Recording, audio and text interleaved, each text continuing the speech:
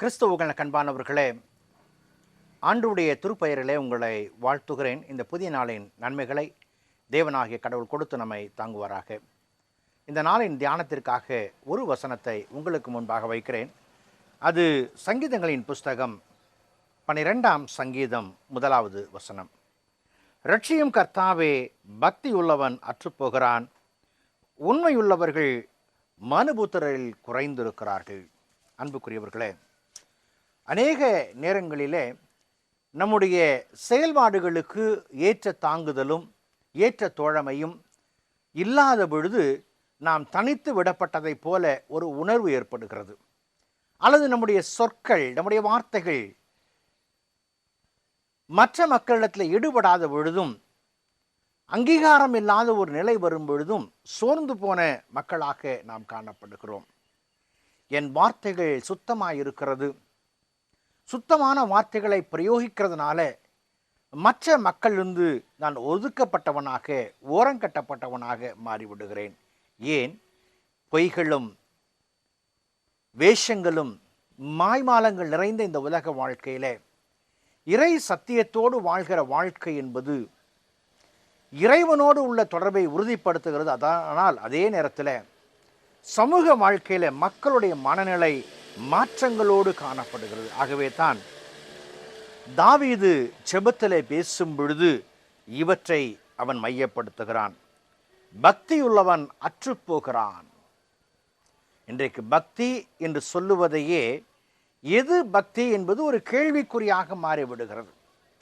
இறைவனோடு தனிப்பட்ட உறவை காண்பிப்பதை காட்டிலும் சமூகத்தில் பல மக்களிடத்தில் அந்த ஒரு விதமான உடையில, பேச்சில் காண்பிக்கிற அந்த நடிப்புகள் பக்தியாக காணப்படுகிறதை கண்ட இவன் வேதனையோடு சொல்லுகிறான்.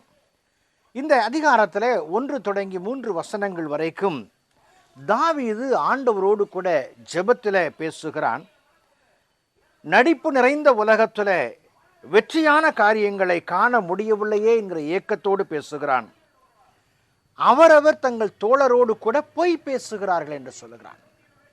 அவருடைய இச்சக உதடுகள் இரு மனதோடு நமக்கு முன்பதாக ஒன்றையும் வெளியில ஒன்றையும் உள்ளத்தில் ஒன்றையும் வைத்திருக்கிற ஒரு நிலையை காண்பிக்கிறதை பார்க்கிறான்.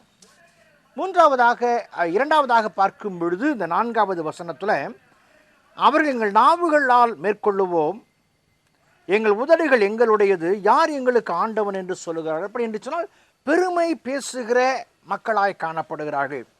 முதலாவது, சுத்தமான வார்த்தைகள் இல்லை. சுத்தமான வார்த்தைகளை பேசுகிற மக்களோடு இணக்கமான உறவுகள் இல்லை. இரண்டாவது, மேட்டிமை சிந்தையோடு பெருமை பேசுகிற நடிப்பு நிறைந்த ஒரு செயல்பாடுகளை காண்பிப்பதை குறித்து அவன் கலங்குகிறான். பொல்லாதவன் பெருமை பேசுகிறார்கள்.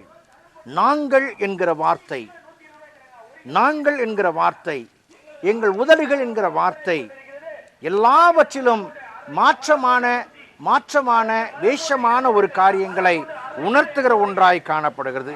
மூன்றாவதாக, ஆண்டவர் சுத்தமான வார்த்தைகளை பேசும் பொழுது அவர் வாக்கு தத்தங்களினால ஒவ்வொரு காரியங்களையும் நிறைவு செய்கிறவராய் காணப்படுகிறார். பாருங்கள், இங்கே 5வது வசனத்தில், ஏழைகள் பாழாக்கப்பட்டது நிமித்தமும் எளியவர்கள் விடும் பெரும் மூச்சு நிமித்தமும் நான் இப்பொழுது எழுந்து என்மேல் சிறுகளுக்கு அவனை காத்து சுகமாய் இருக்க பண்ணுவேன் என்று கர்த்தர் சொல்கிறார்.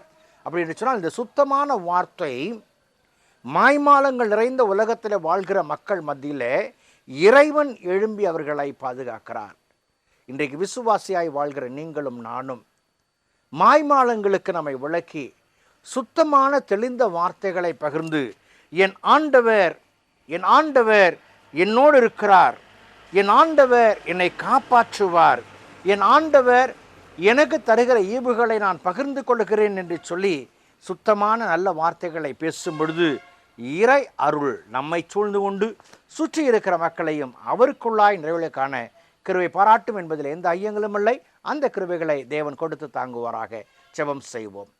பரிசுத்தமும் கிருபையும் நிறைந்த எங்கள் அன்பின் ஆண்டவரே, நீர் தந்த இந்த அருமையான நாளுக்காய், இந்த விளைக்காய் நன்றி செலுத்துகிறோம். உடைய கரங்களை ஒப்புக் கொடுக்கிறோம். உம்முடைய சுத்த வார்த்தைகளை எங்கள் வாயிலிருந்து புறப்பட செய்து உம்மிடத்தில் வைத்திருக்கிற நம்பிக்கையின் வழியாக நாங்கள் நிராதரவாய் நிற்கிறவர்கள் அல்ல, எங்கள் தேவனுடைய கண்கள் எங்கள் மேல் நோக்கமாக இருக்கிறது என்பதை புரிந்து நீர் ஆற்றுகிற செயல் திட்டங்களை ஏற்று வழிநடத்த நீர் கிருபை பாராட்டுவீராக. கிறிஸ்து இயேசுவின் ஜெபிக்கிறோம், ஜெபக்குள்ள பிதாவே, ஆமேன்.